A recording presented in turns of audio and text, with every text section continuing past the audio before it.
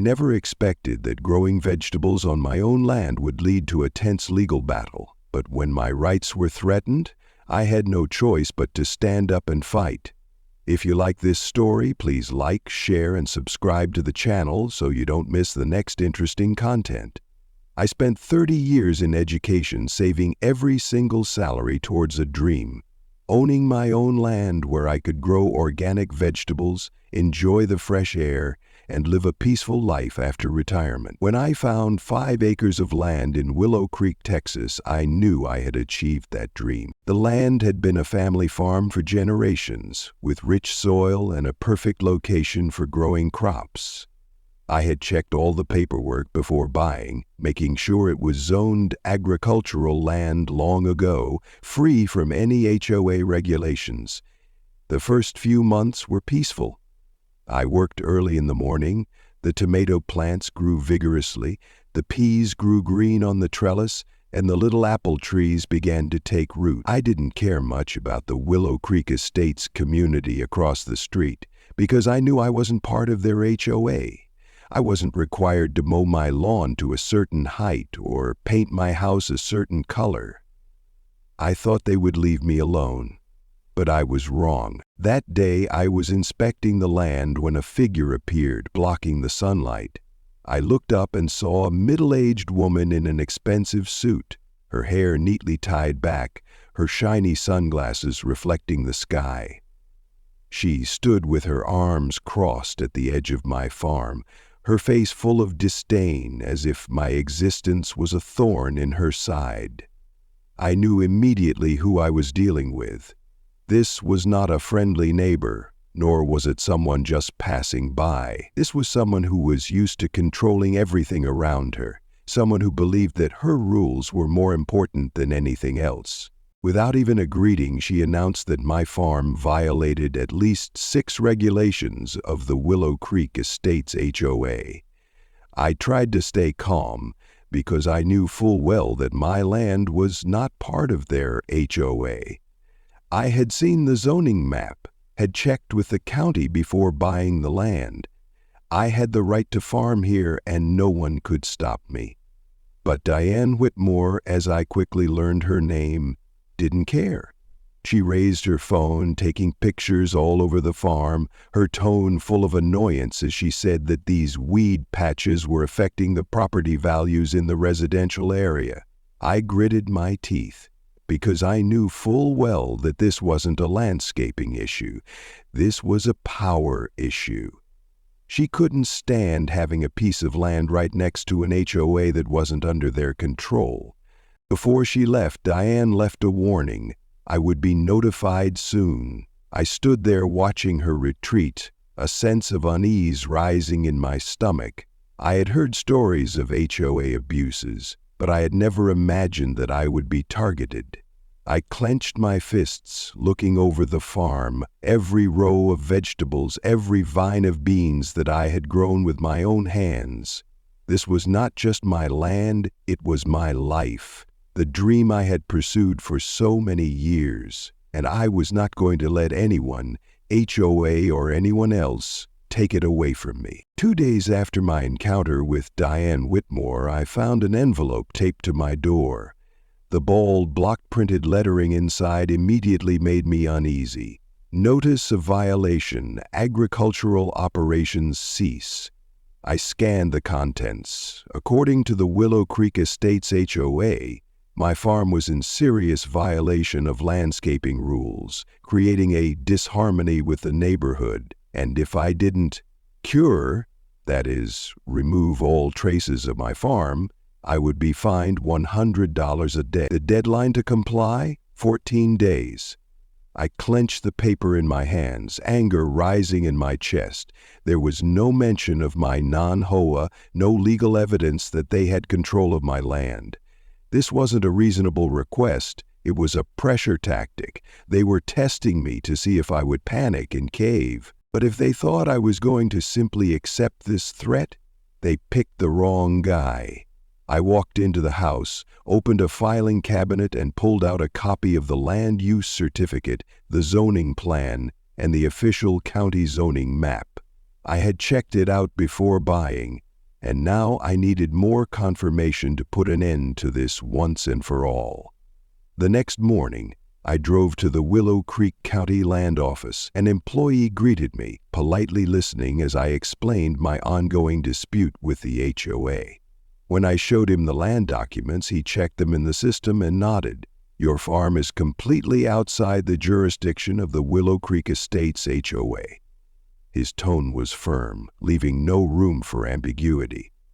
"This land has been zoned agricultural for over 50 years, and there have been no changes in the land records.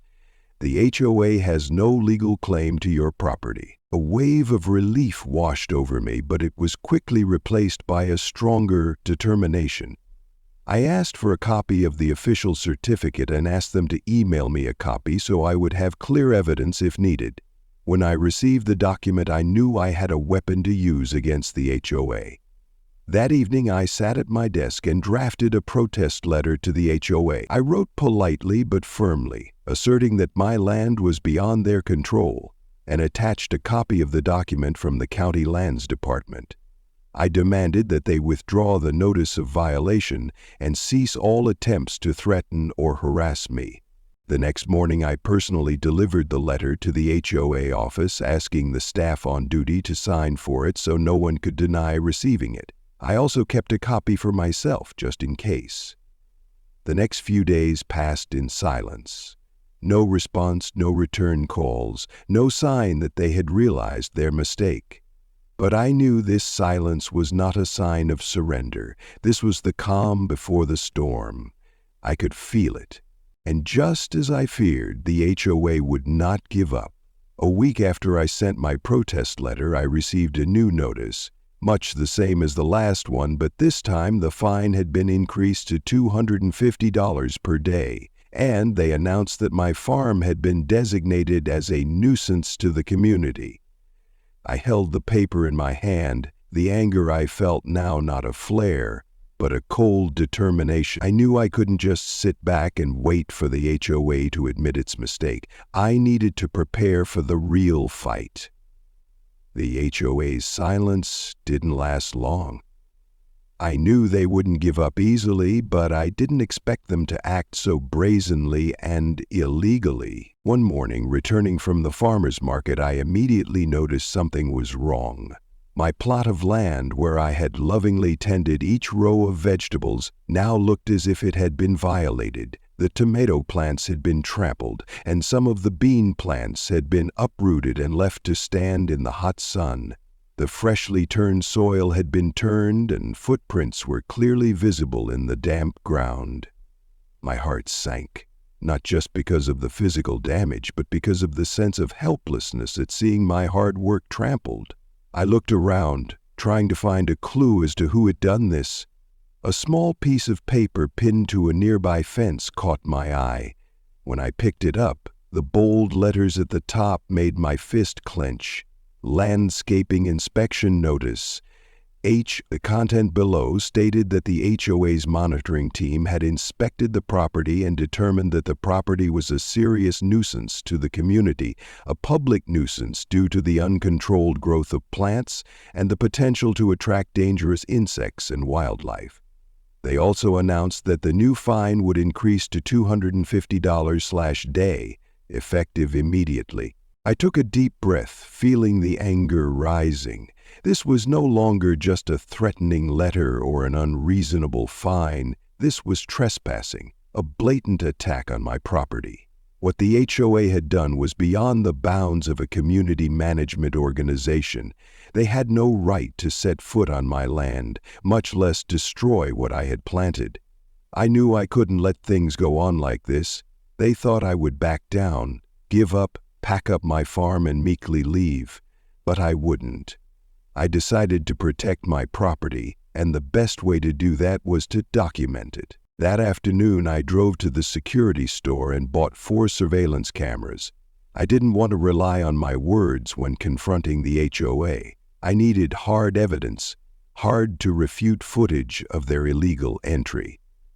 I spent the evening installing cameras around the farm, making sure every row of vegetables, every corner of the land was monitored. I placed one camera right in front of the gate, one on the fence facing the residential area, and two covering the entire farm. As night fell, I sat on the porch looking out at the rows of vegetables I had worked so hard to care for. I no longer felt as uneasy or nervous as before. I was prepared for this battle, and this time I would have evidence to expose the HOA when they continued their illegal activities. I knew they would be back, because this was not just about landscaping or farming. This is a power struggle, and the HOA is trying to exert control over something that doesn't belong to them. But what they don't know is that I'm ready. The next time they show up, their every move will be recorded, every second, every minute. That morning, I left the farm to go to town to buy more seeds and supplies. Little did I know that in my absence, the HOA would be so bold as to blatantly steal in broad daylight. As I returned, just as I pulled up to the gate, my phone buzzed. A notification from the security system. I pulled up the surveillance camera app and instantly felt my blood run cold. On the screen, the image was clear and undeniable.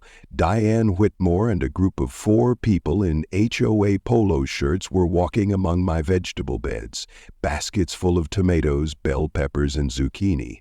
One of them, whom I recognized as HOA Treasurer Thomas Garrett, casually picked a tomato, took a bite on the spot, and the juice ran down his chin. There was nothing furtive or fearful of being discovered. They acted as if this was their property. I didn't think much of it. I called the police, my voice calm but angry. This wasn't just harassment or vandalism. This was daylight robbery. I stepped on the gas and headed down the dirt road toward the farm, my heart filled with determination. When I arrived, they were still there. 6 full baskets of vegetables were stacked against the fence, and Diane stood in the middle of the farm gesturing for the others to continue harvesting. I got out of the car, feeling the anger rising like a tidal wave. I took a deep breath, trying to keep my voice from cracking as I asked, "What are you doing on my land?" Diane turned around, completely without any trace of shyness or embarrassment. She adjusted her sunglasses, crossed her arms, and said in a tone so fake it almost made me laugh, "We're just helping clean up because you haven't been taking care of it properly." I looked around. All my vegetable beds were meticulously tended, showing no signs of neglect. The tomato plants stood tall with ripe fruit, the peas climbed high on the trellis, everything was green except where they had just swept through like a swarm of locusts. Before I could say anything, a police car turned onto the dirt road, dust flying behind the wheels. The officer got out, his face full of displeasure at the sight before him. I walked toward him, pointing at the stolen baskets. "I'd like to report theft." My tone was firm, leaving no room for negotiation. Diane responded immediately, her voice rising with offense. "This is not theft. We are the HOA. We have the right to enforce landscaping standards. If you don't maintain it properly, we have the right to intervene." The officer looked at me, then at her. He frowned and asked bluntly, "Do you have a permit to harvest on this land?" There was a sudden silence. Diane opened her mouth as if to object, but then closed it immediately when she realized she had nothing to say. I couldn't help but smile coldly as I saw her face pale slightly. The officer turned to me. "Do you have any evidence that they were trespassing?" I pulled out my phone and pulled up the security camera footage. It showed Diane and her group roaming freely through my farm, laden with baskets of vegetables, more than words could justify. I glanced at Diane, saw her hands clenched on her arms, her fingers digging into the fabric of her shirt as if she were trying to contain her anger. The officer looked at the video, then jerked his chin toward Diane. "You and your crew need to return everything you took right now." Diane stood there for a long, tense moment. Finally, with barely concealed anger, she ordered her crew to put the baskets back. A few looked displeased, but they didn't dare to argue with her orders. As they left, Diane turned to me, her eyes full of hatred. She didn't say anything, but I could sense the implicit threat in her gaze. I knew this battle was far from over, but today I had won, and I had the evidence to bring the HOA to justice. I knew that Diane and the HOA board would not stop. As I watched them disappear behind the fence, I had no illusions that this was the end. On the contrary, it was only the beginning. The HOA had crossed the line, and I was not going to let them continue to blatantly abuse their power and threaten my property and my life. If they wanted to fight, I would take them to court, where justice would be served. That evening, I called Sarah Reynolds, an old friend and real estate attorney. When I told her what the HOA had done, she was silent for a few seconds, then said firmly, "Take this to court, immediately." I'm not a litigious person, but at this point it was the only option. The HOA wasn't just harassing, they were breaking the law, and I had the evidence to prove it. Sarah listed the obvious charges we could bring: harassment, trespassing, property damage, theft of personal property. Each of the HOA's actions over the past few weeks could constitute a civil or criminal violation. This time it was me who had the upper hand. But to make sure we had a solid case, I needed to gather all the evidence I could. I spent the night compiling it all. First, I backed up all the security camera footage. I saved it to multiple hard drives and emailed a copy to Sarah. The images were undeniable. Diane Whitmore and HOA members were brazenly on my property, stealing vegetables, and even eating them on the spot. This wasn't a landscape inspection or standard maintenance. It was theft of personal property, clearly captured from multiple angles. Next, I organized all of the legal documents regarding my land ownership. I had the county zoning map, confirming that my farm was outside the Willow Creek Estates HOA. I also had the ridiculous notices they had sent me, a series of escalating demands and fines completely without any legal basis. These documents would be crucial evidence that the HOA was intentionally harassing and abusing its authority, even though they had no control over my land. I also printed out all of the photos from the day the HOA broke in and vandalized my vegetable patch.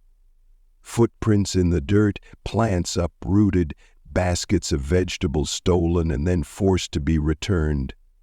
I marked the times and locations, recording every detail possible to make sure nothing was overlooked. Finally, I gathered witness statements. Jeff, a good neighbor who lived near the farm, had seen the HOA appear multiple times. He was willing to testify if the case went to trial. Several other Willow Creek Estates residents also sent secret messages of support, recounting what they had seen and heard about how Diane had manipulated the HOA for her own benefit.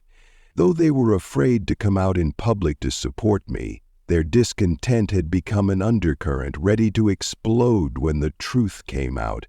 By the time I finished gathering evidence, the morning was starting to break outside my window. I stepped out onto the porch and looked out at the farm, where rows of vegetables were still growing resiliently despite the damage the HOA had done. This wasn't just a lawsuit to protect my property. It was a battle to protect my rights against abuse of power. And this time, I wasn't going to back down. I texted Sarah, just 2 words: "Here we go." On the day of the trial, I stood in front of the Travis County Courthouse taking a deep breath to calm myself. This was the moment of reckoning. Everything I had endured, from the harassment, the HOA trespasses, the destruction of the vegetable patch, to the outright theft, would now be brought to justice. I was not alone. Next to me was Sarah, stalwart as a wall, with a thick file containing all the evidence we had collected. On the other side, Diane Whitmore entered the courtroom, pale-faced but still trying to maintain her composure, followed by several members of the HOA board. But I saw the worry in their eyes. They were no longer as brash as before. They knew they were about to face the truth, and this time they could not manipulate the situation to their liking. The judge got straight to the point. After hearing opening statements from both sides, he asked to hear the evidence. And that was the death blow to the HOA. Sarah presented a Travis County zoning map which showed that my farm was completely outside the boundaries of the Willow Creek Estates HOA. The court confirmed that the HOA had no jurisdiction over the property and that HOA regulations did not apply to me. When this was announced, I could feel a tremor run through the HOA table.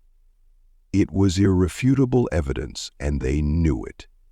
Sarah then showed security camera footage of Diane and the HOA members trespassing, harvesting vegetables, and even eating them on the spot. The courtroom fell into a deafening silence as the images appeared on the screen. The judge turned to Diane, his voice stern. "Mr. Whitmore, can you explain why you harvested and took the plaintiff's personal property without permission?" Diane looked around, her lips pressed together. I saw beads of sweat on her forehead, but she had no plausible excuse. As Sarah continued to present the evidence, including photos of the HOA destroying the vegetable patch, the unfounded citations, the threatening emails, I saw panic begin to spread through the HOA group.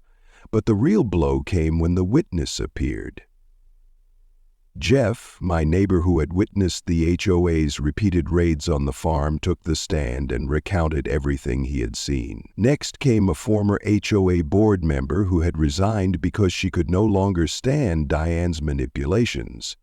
She testified that Diane had directed the board to intentionally pressure me to leave and that they had planned to rezone my land to expand the HOA.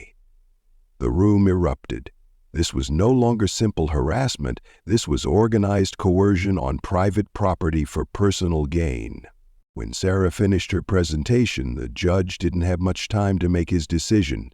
He looked straight at the defendant, his voice cold but authoritative. "The court finds that HOA Willow Creek Estates does not have jurisdiction over the plaintiff's property.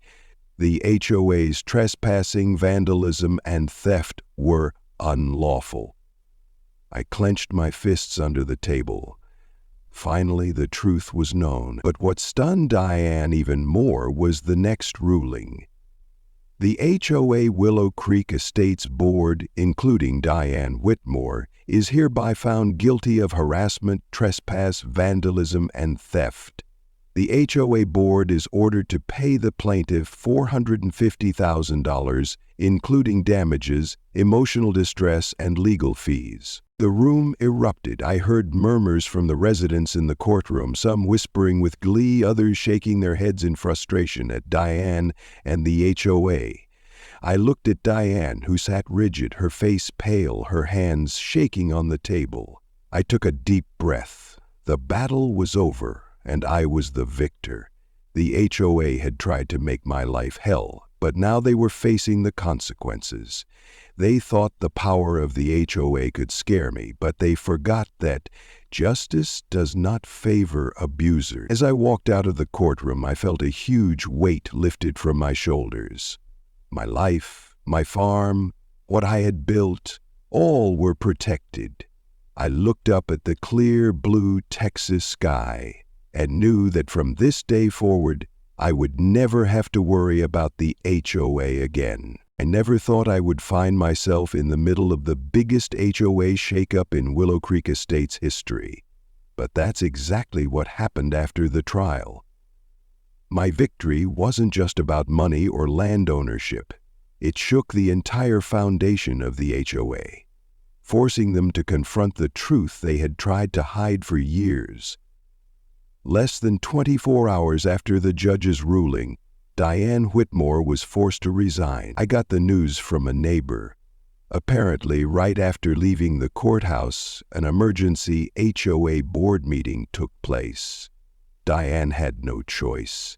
The humiliation of defeat, combined with pressure from angry residents, made it impossible for her to cling to power any longer.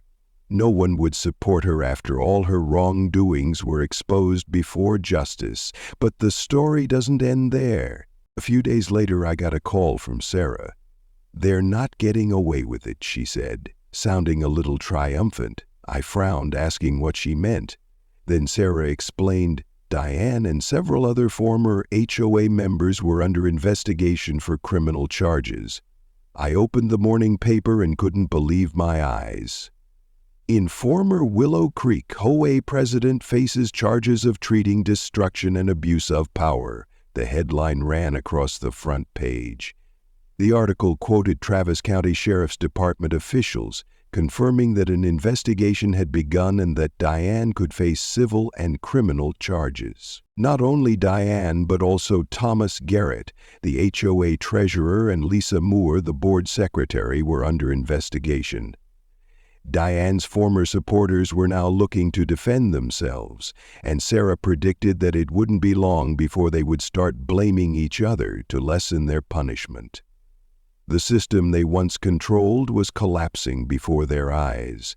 But what was most shocking was the change in perception among the residents of Willow Creek Estate. During Diane's tenure, the HOA had operated like a dictatorship, imposing harsh rules and using unreasonable fines to control the neighborhood.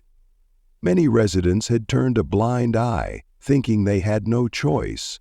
But when the truth was revealed, they realized they had been manipulated. More than 100 residents turned out for the community meeting immediately after the lawsuit. I had no intention of attending. I thought I had done enough, but some neighbors convinced me to come. As I walked into the community center hall, I saw familiar faces. People who had fought alongside the HOA against me, now beginning to question the very organization they had once trusted. Some residents spoke out publicly, demanding a full investigation of the HOA's finances, a review of all the revenue and expenditures over the years. The questions were, where has our money gone? Why have we been fined so much over the years? Why are we paying such high fees when services are getting worse? I listened, not intervening, but feeling an indescribable sense of satisfaction. This wasn't just my fight anymore. It was a community awakening. Within 2 weeks, an emergency vote was held to overhaul the entire HOA board. Over 70% of residents voted to dissolve the old board and elect a new leadership team, one with no ties to Dion or the authoritarian policies of the past. And most shocking of all, one of the new board's first proposals was to repeal a bunch of the old, unreasonable rules and to pledge to reduce HOA fees to reasonable levels. As the news spread, many residents came to me, some apologizing for believing Diane and going against me in the past, others simply thanking me for standing up. Some said they used to be so afraid of the HOA that they didn't dare fight back, but now they knew their rights were more important than fear. For years, Diane Whitmore thought she could use her power to control everything, but in the end, her greed and arrogance brought down the HOA.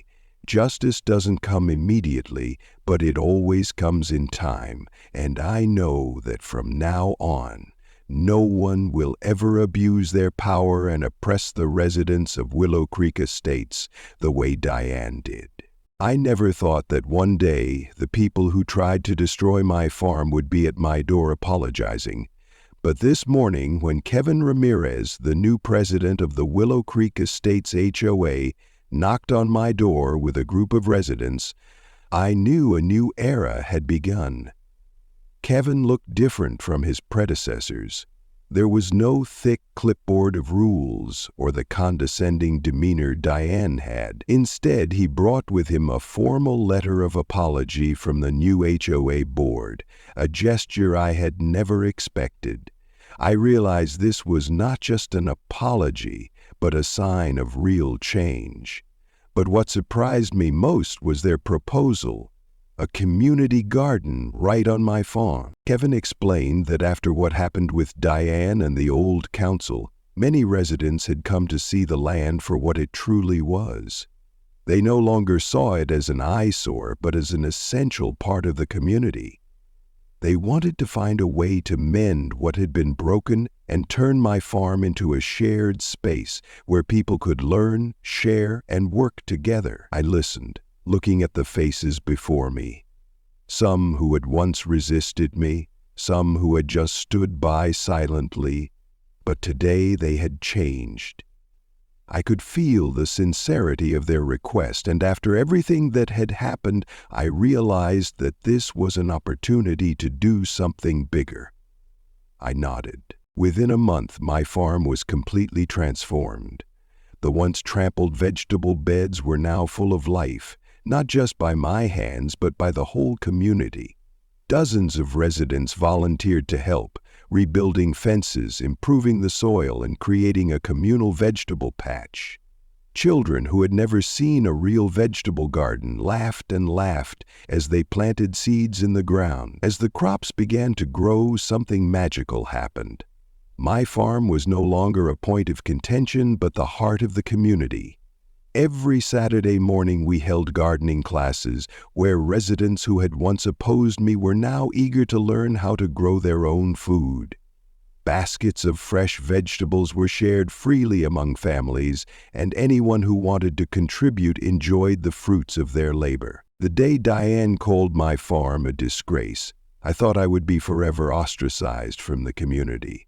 But now I see more clearly than ever that she was wrong. No one in the neighborhood talks about the days of HOA abuse, unreasonable fines, or tense confrontations. Instead, they talk about the bumper crops, the evenings spent together sharing farming experiences, and the camaraderie. I fought to keep my land, but the end result was a real community.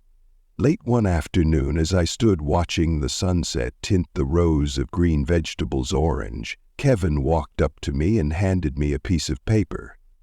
"We have officially registered your farm in the community plan. No future HOA board can take away your land or change its use." I held the paper in my hand, feeling a relief I hadn't felt in months. The fight was over, and I had won. Not just for myself, but for Willow Creek. I used to think that fighting was about protecting what was mine. But now I understand that fighting against abuses of power is not just about holding on to what we have, but about making real change for those around us, for our communities, and for generations to come. And if I hadn't stood up that day, if I had surrendered to injustice, there would be no garden today, no unity, no vibrant new Willow Creek.